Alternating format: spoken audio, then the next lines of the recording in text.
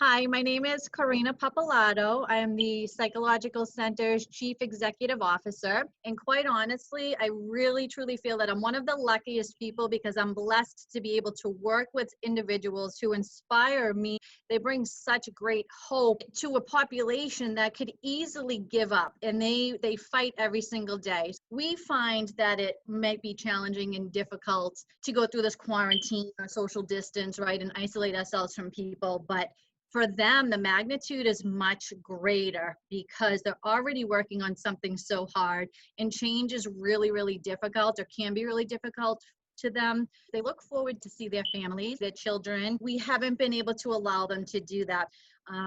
Going to meetings actually has been different for them too, and that's a big part of their recovery. They were going to meetings every single day. We're doing those through Zoom. They go to the gym every day. They haven't been able to go to the gym, so that's changed for them. We're trying to just do some, fitness that we can at the program, obviously on a much smaller scale. There's a lot of work.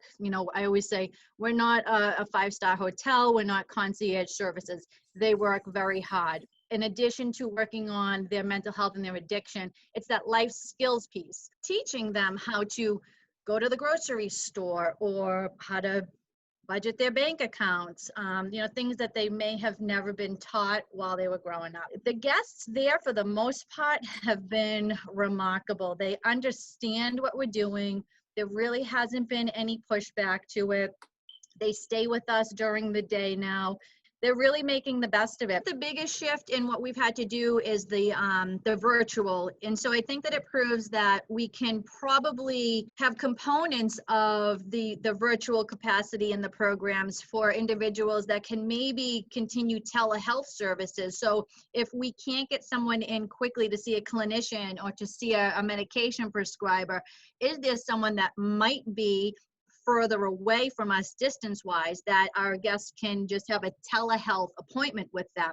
Because if we can open it up that way, then that would be something that would be very useful to us, as well as having 24/7 access to any type of recovery meeting. So not only just going out and having those meetings, but if someone is really struggling and can't get a hold of their sponsor, then they can, hopefully connect with someone via a virtual gateway and have the opportunity at that point. So I think that's something that we can carry back into normalcy. My staff all around have been working really hard with trying to find some new fun ideas just to keep everybody occupied during the day.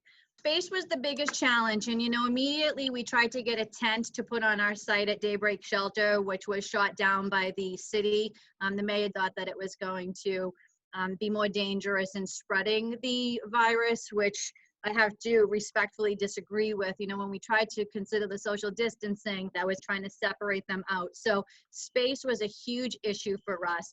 We're in a very small area. There's no place inside that building to isolate anybody from somebody else. The bunk beds are really close together. Where someone sleeps, if you reach your hand out, you can pretty much feel the person sleeping next to you. That's how close the bunk beds are. We have been very diligent in all of the sanitizing and making sure that we have all of the protective equipment, the gloves, the masks, and cleaning constantly. And one of our goals is to get a much larger building so that we can assist more individuals. We just don't have the capacity. As a matter of fact, the state only funds us for 38 of our beds. So those other 12 beds that we fill are unfunded. We eat that cost by ourselves.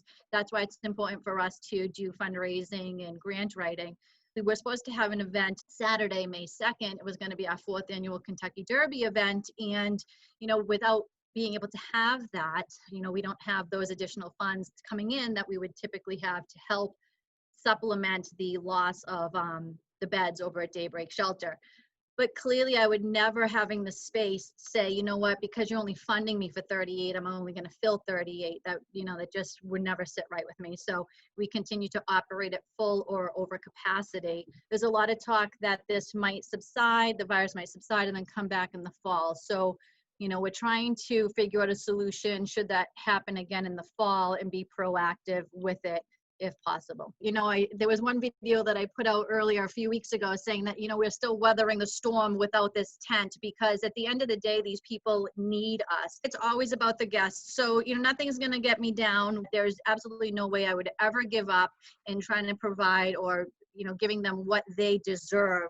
And, part of that's just dignity and respect. Our programs, they're really focused on empowering people. However we can continue empowering them, I think that this was, a blessing in disguise, that we are now able to find new opportunities to continue that empowerment and building back that self-confidence in someone, and knowing that there's alternatives, that when life throws you a curveball like this, we don't sit back, we don't, roll over, that we're going to figure it out, we're going to forge ahead and come out better on the other side.